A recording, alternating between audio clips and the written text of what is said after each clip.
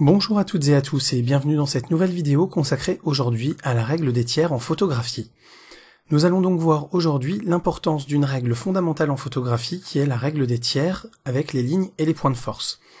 L'intérêt de cette règle est de vous donner des éléments de composition pour commencer à démarrer en photographie en changeant du sujet qui est tout le temps centré, qui est la grosse erreur que font la plupart des débutants.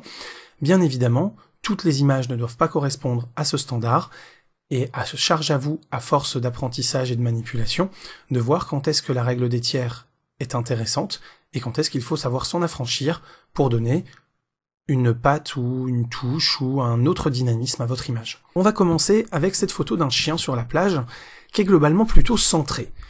Et quand on a quelque chose de centré comme ça, on se rend bien compte que tout ce qui est au-dessus ici n'a absolument aucun intérêt, sans compter qu'en plus ici on a un personnage qu'on pourrait éventuellement effacer, mais surtout tout ce qu'il y a à gauche ici du regard n'a aucun intérêt. Et le problème de ce chien centré, c'est que le regard va être un petit peu perdu avant de venir se fixer sur le chien. Donc ce qu'on va faire, c'est qu'on va recadrer l'image, et quand on va la recadrer comme ça. Comme vous le voyez, Photoshop vous fait apparaître automatiquement des tiers, c'est pas pour rien. Lightroom ferait pareil, hein. Donc on va la diminuer comme ceci, et ensuite on va venir déplacer comme ça le chien sur, justement, un point de force. Parce que comme vous le voyez donc, avec ces lignes des tiers, on a deux lignes horizontales, deux lignes verticales, ça sépare donc l'horizontalité en 3 tiers et la verticalité en 3 tiers, et on a 4 points de force, qui sont les points où les lignes vont se croiser. Et notre œil, naturellement, va avoir tendance à aller sur ces points de force. Et pour nous occidentaux, qui lisons de gauche à droite, va avoir tendance à aller surtout sur le point de force qui est en haut à gauche, qui est pour notre cerveau le sens normal de lecture. Pensez-y, si par exemple vous devez faire des expositions à l'international, ça peut être intéressant d'inverser vos points de force, et enfin vos images, en fait, de leur faire un effet miroir, si vous exposez par exemple en Asie et en Chine surtout, où la lecture va se faire de droite à gauche, et de haut en bas, où là vous allez pouvoir effectivement inverser votre image pour que votre point de force principal soit là et que votre chien regarde vers la gauche. Le but étant que votre point de force principal soit bien celui qui commence par le sens de lecture de la culture où vous exposez. Donc ici on va avoir cette image-là, et on va se rendre compte que tout de suite, recadré comme ceci, ça fonctionne beaucoup mieux. On a l'œil qui va atterrir naturellement sur le chien, qui va suivre le regard du chien et qui va avoir tout le loisir de s'étendre.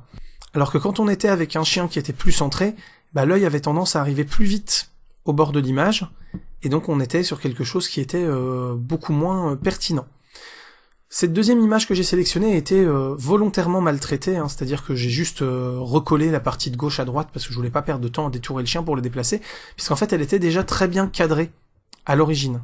C'est-à-dire qu'à l'origine vous aviez un cadrage où j'avais déjà respecté la règle des tiers, donc j'ai pas pu vous le recentrer, j'avais pas envie de passer trop de temps pour le détourage et recentrer le chien. Donc on voit bien ici que si on a toute une partie à droite comme ça, où le chien ne regarde pas et où il se passe rien, eh ben on a perdu en fait la moitié de notre image. Si maintenant, je reprends mon image originale, on se rend compte que ça fonctionne tout de suite beaucoup mieux. Donc ici, quand on prend l'outil de recadrage avec les tiers, on se rend bien compte que le chien est déjà beaucoup mieux placé. Donc quand je vous disais qu'il fallait aussi savoir s'affranchir de la ligne des tiers ou de la règle des tiers, c'est bien pour une bonne raison. Vous voyez, c'est que là, le chien, la tête est pas spécialement pile sur le point de force, mais le chien est globalement sur la ligne de force de droite, et donc est quand même relativement bien placé, et l'image marche plutôt bien. Alors bien évidemment, on pourrait recadrer encore un petit peu, et mettre quelque chose comme ceci. Ça se justifierait, hein, tout à fait. Simplement ici, après on a l'arrière du chien ici qui respire moins, et on se retrouve avec quelque chose de beaucoup plus fermé. Donc c'est pas forcément une si bonne idée que ça. C'est pour ça que la règle des tiers doit toujours être dans votre travail, une base de travail, mais jamais forcément une règle absolue que vous devez respecter à tout prix. Et vous voyez qu'ici ça marche plutôt bien également.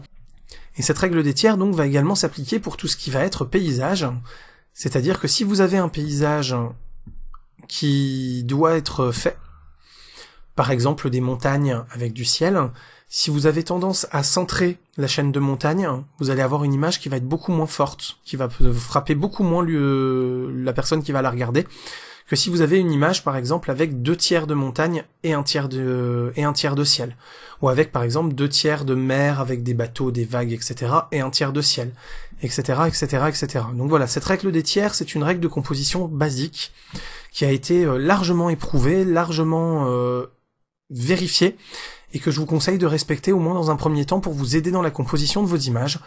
Mais bien sûr, comme je vous le disais, rien ne vous empêche donc de vous en affranchir ou de l'utiliser différemment. C'est-à-dire que par exemple, si vous avez 1 tiers de mer, 1 tiers d'île, 1 tiers de ciel, votre île va beau avoir être centrée, ça va marcher plutôt bien. Parce qu'il va quand même y avoir cette correspondance entre les tiers qui fonctionne bien. Ou alors si vous avez par exemple une image avec une grande étendue d'eau, et que vous avez un point intéressant, par exemple un îlot, et ben essayez de mettre cet îlot sur un point de force, et vous allez voir que votre image va beaucoup mieux marcher que si vous mettez votre îlot au centre, avec de l'eau et du ciel partout autour, où ça va beaucoup moins bien marcher, être beaucoup moins efficace. Voilà donc en tout cas pour cette vidéo sur la règle des tiers, vidéo très courte, puisque c'est une notion qui est plutôt simple à comprendre. J'espère en tout cas que si vous ne connaissiez pas cette règle, ou que si vous n'aviez pas encore compris pourquoi les logiciels vous affichaient ces tiers en général lors des fonctions de recadrage, ou même sur certains appareils photo, que vous aviez la possibilité d'afficher une grille des tiers dans le Live View, et ben c'est pour cette raison-là, c'est pour vous aider à la composition. Donc voilà, maintenant expérimentez, faites des photos avec des sujets centrés, des photos avec des sujets sur les points de force, regardez un peu le rendu, et vous allez vite vous rendre compte que la règle des tiers est quand même très intéressante pour optimiser sa composition de manière assez facile et assez rapide.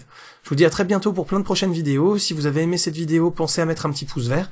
Et bien sûr, comme d'habitude, sur le côté de l'écran, vous retrouvez les moyens de me suivre sur mon site, sur les réseaux sociaux, de partager la vidéo et de vous abonner à la chaîne. À très bientôt, salut!